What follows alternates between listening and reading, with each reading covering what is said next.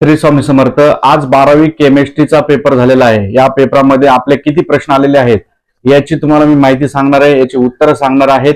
चॅनलला नवीन असाल तर चॅनलला नक्की सबस्क्राईब करा आणि बेल आयकॉन नक्की प्रेस करा। अद्याप देखील 10वी-12वीच्या मुलांना तुम्ही नाना फाउंडेशन ऍप डाउनलोड केलं नसेल तर फटाफट करा। त्या ठिकाणी तुम्हाला बायोलॉजी, मॅथ्स, त्यानंतर तुमचा इकॉनॉमिक्स, 10वीचं सेमी इंग्रजी, मराठी मीडियम, त्याचप्रमाणे इंग्लिश मीडियम या सर्व विषयांचे आयएमपी प्रश्न मिळतील किंवा दिलेल्या नंबरवर संपर्क करा। आज केमिस्ट्रीचा पेपर झालेला आहे। तुमचा पेपर कसा गेला बघा। इथं मुलांचे अभिप्राय यायला सुरुवात देखील झालेली आहे। मला कुठले कुठले प्रश्न आले होते विथ प्रूफ तुम्हाला मी दाखवतोय।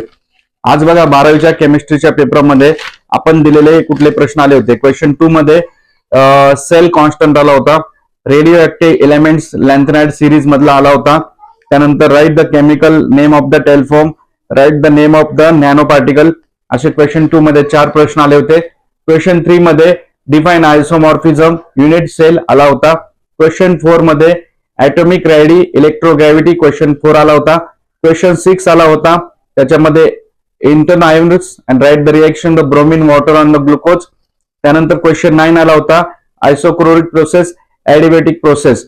क्वेश्चन 10 आला होता, difference between the lanthanoids and the actinoids. आता ज्या मुलांनी कोर्स घेतलाय त्यांना माहिती आहे, त्यामुळे अद्याप देखील घाई करा आणि मी तुम्हाला सांगतो व्हिडिओला लाईक करत चला। फटाफट कोर्स खरेदी करा, उर्वरित पेपर तुमचे चांगले आणि सोपे जातील। 10वीचे 100% येतील, 12वीचे पण 100% येणार आहेत। फटाफट कोर्स खरेदी करा, नाना फाउंडेशन ऍप डाउनलोड करा।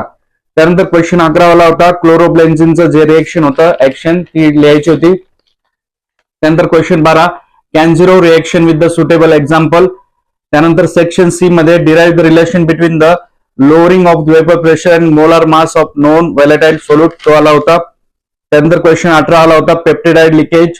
क्वेश्चन 19 मध्ये ग्रीन केमिस्ट्री आला होता। त्यानंतर क्वेश्चन 21 आला होता, त्याच्यामध्ये ग्रीन केमिस्ट्रीचं जे आहे percentage atomic economy according convert करायचं होतं ते आलं होतं आपल्याला। क्वेश्चन 22 मध्ये नायलॉन 6 प्रिपरेशन आला होता, मोस्ट इम्पॉर्टंट क्वेश्चन। त्यानंतर क्वेश्चन 23 आला होता, phosphate Werner's theory coordination complex. Question 24 मध्ये टॉलेंस रिएगेंट आला होता, acetaldehyde, write the structure of zwitter of sulphuric acid आला होता। क्वेश्चन 24 मध्ये पण दोन्ही आले होते। फटाफट लाईक करा आणि आणखीन पण तुम्ही कोर्स घेतले नसेल तर कोर्स घ्या। आणखीन काय पाहिजे तुम्हाला, एवढे प्रश्न आले होते, त्यामुळे मुलांचे सर्व केमिस्ट्री, फिजिक्स, इंग्रजी, मराठी, हिंदी पेपर 12वीचे धूमधडाक्यात आणि सोपे गेलेले आहेत। उर्वरित पेपर आहेत बायोलॉजी आणि मॅथ्स, त्यानंतर तुमचा कॉमर्सचं मॅथ्स आणि इकॉनॉमिक्स। फटाफट कोर्स खरेदी करा, आणखीन पण वेळ आहे, वेळ वाया घालू नका, नंतर तुम्हाला पश्चाताप होईल।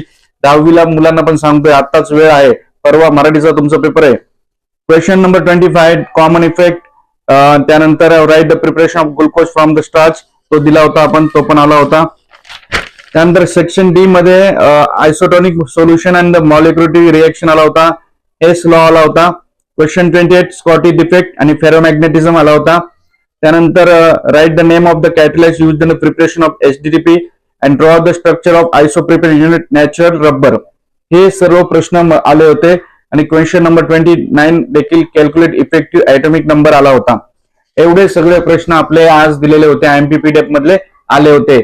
तर लवकरात लवकर कोर्स खरेदी करा किंवा दिलेल्या नंबरवर संपर्क करा। आणखीन 10वी-12वीचा कोणी विद्यार्थी असेल त्याला ही रील नक्की शेअर करा, व्हिडिओ शेअर करा, त्याचा फायदा होईल।